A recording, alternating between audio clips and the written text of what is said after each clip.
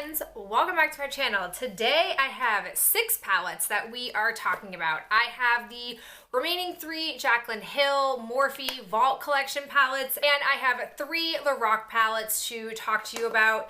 I am going to be getting rid of some of these and keeping other ones, so let's go ahead and dive in. As you guys know, I already reckoned with one of the Jaclyn Hill Morphe Vault Collection palettes, and I ended up not keeping it, and I was left with these other 3, and I've been like humming and hawing about using them, and finally I was like, you know what, you have to just dive in, you have to see if you like them or not. So the first one that I pulled out is called Dark Magic.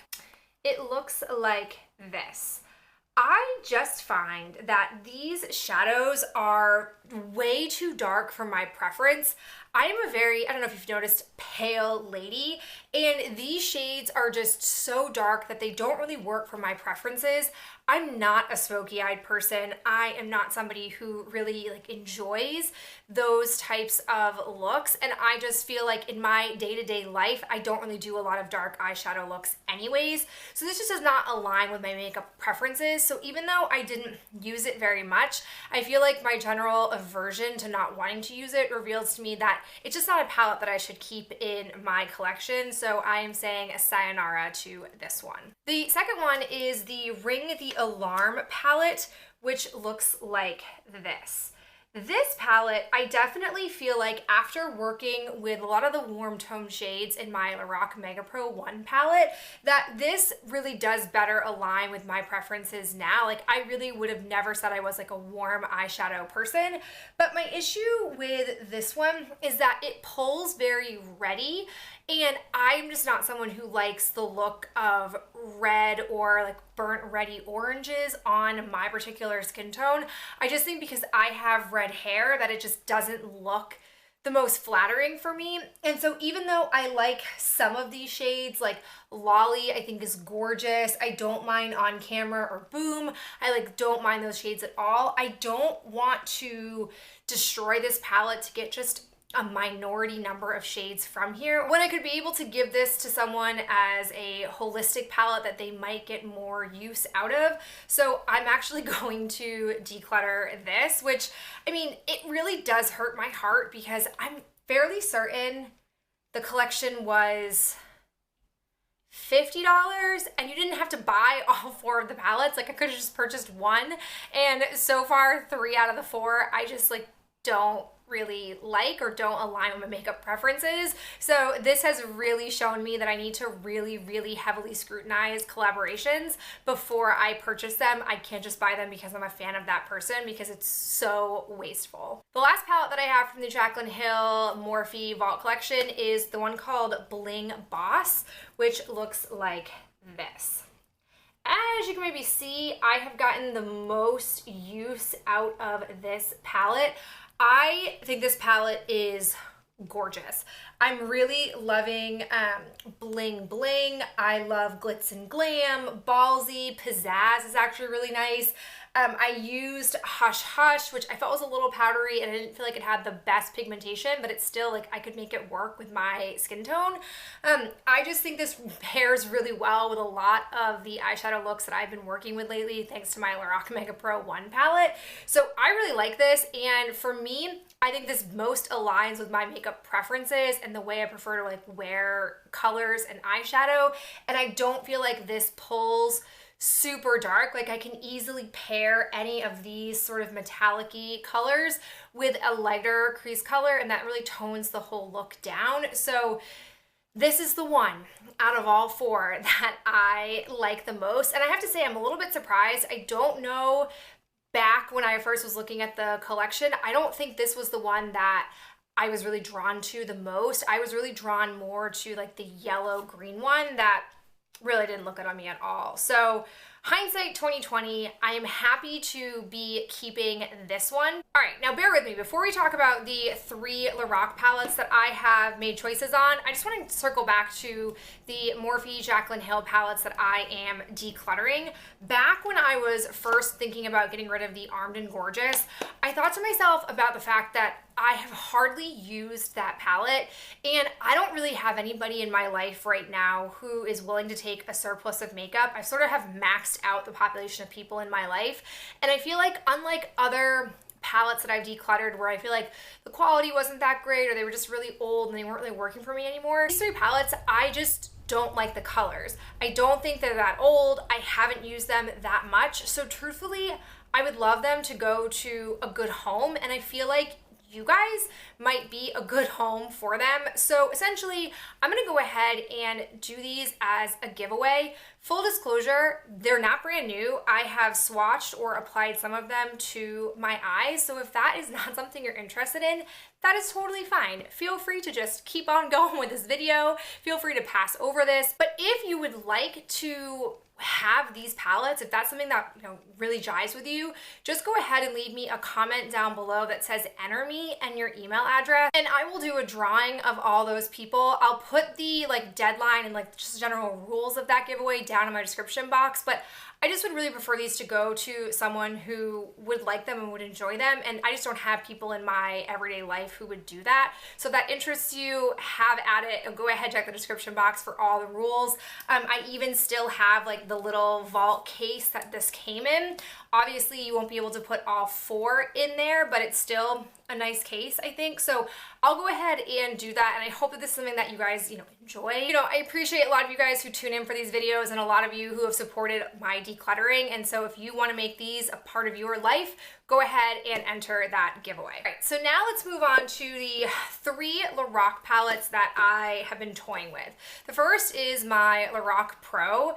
This has been a challenging choice for me to make because when I pulled this out, I essentially had already panned 3 shades in here, and then I had tried to work with champagne, and I just didn't like that color. I felt like it was a really nice, pretty color, but then for whatever reason, there were these heavier pieces of glitter that you didn't see in the pan, but when you would go to apply it, they would pop out and fall down, and I hate colors like that. I tried to fuss with it, couldn't do it, so I popped it out, and then Espresso, notice I'm saying that right, is also in the Lorac Mega Pro 1 palette, and I don't like it there either, so I popped that out, and this is what I am left with. I have hit pan on 2 shades of light bronze and taupe, which no one is surprised.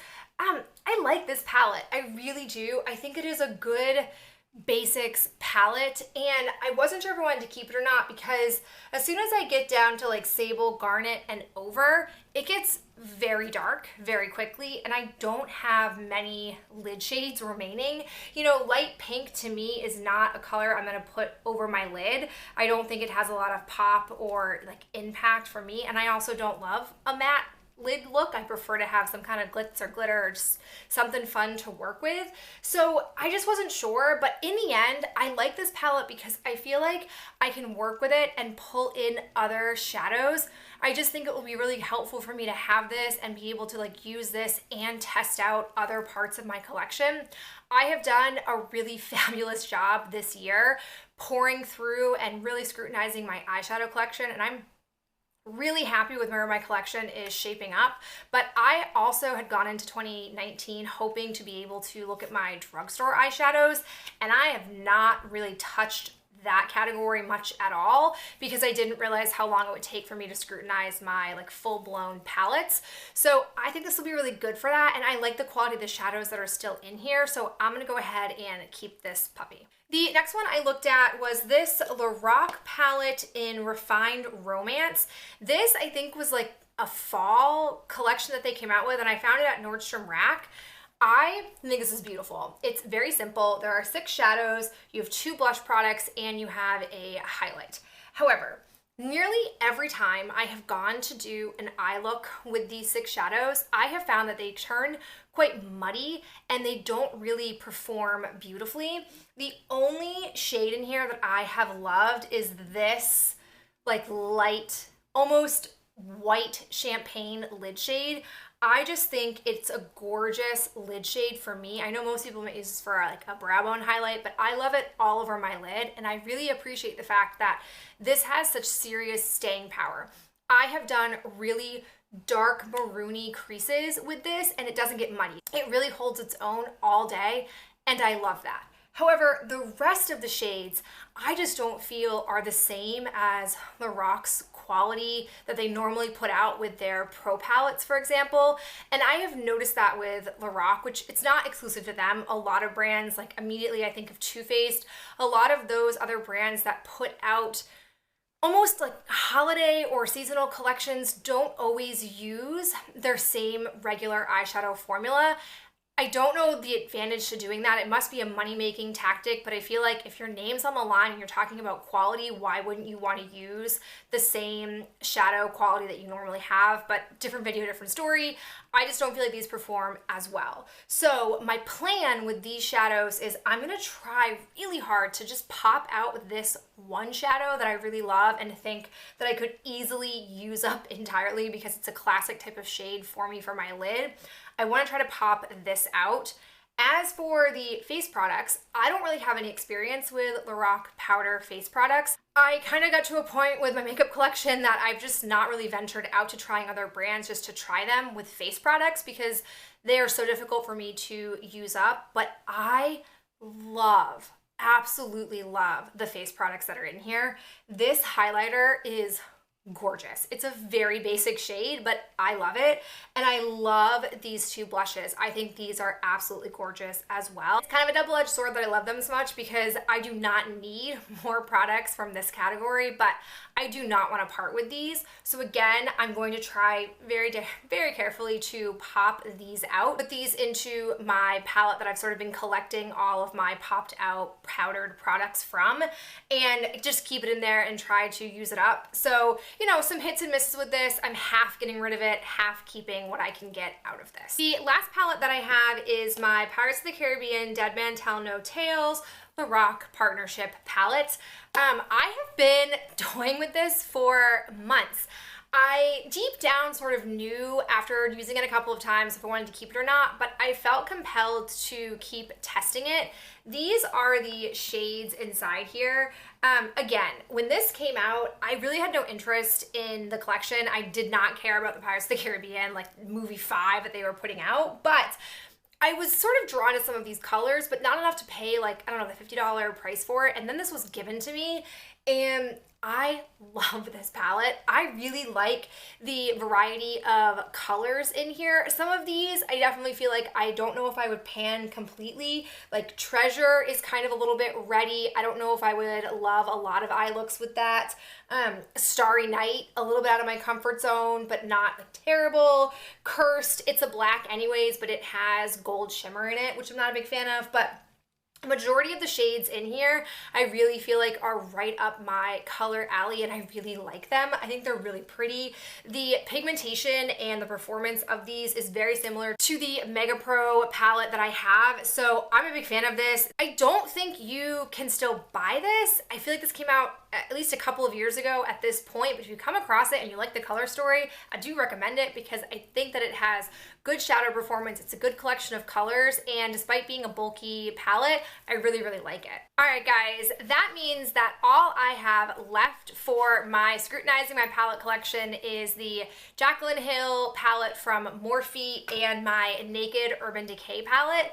Once I scrutinize these two, I will have officially poured through my eyeshadow collection and been able to narrow it down to my final like survivors that are the top of the top, creme de la creme type of palettes. I do plan on filming a video once I get these figured out and then doing a new eyeshadow palette collection video. I will also admit I haven't shown you guys yet, but I have in the past, I think 10 weeks or so, purchased 4 eyeshadow palettes, which is way more than I wanted to acquire, but I really didn't think I would get rid of as many palettes as I have over the course of this year. So I hope that you have enjoyed seeing the current roundup that I went through, and I'll talk to you in my next video real soon. Bye.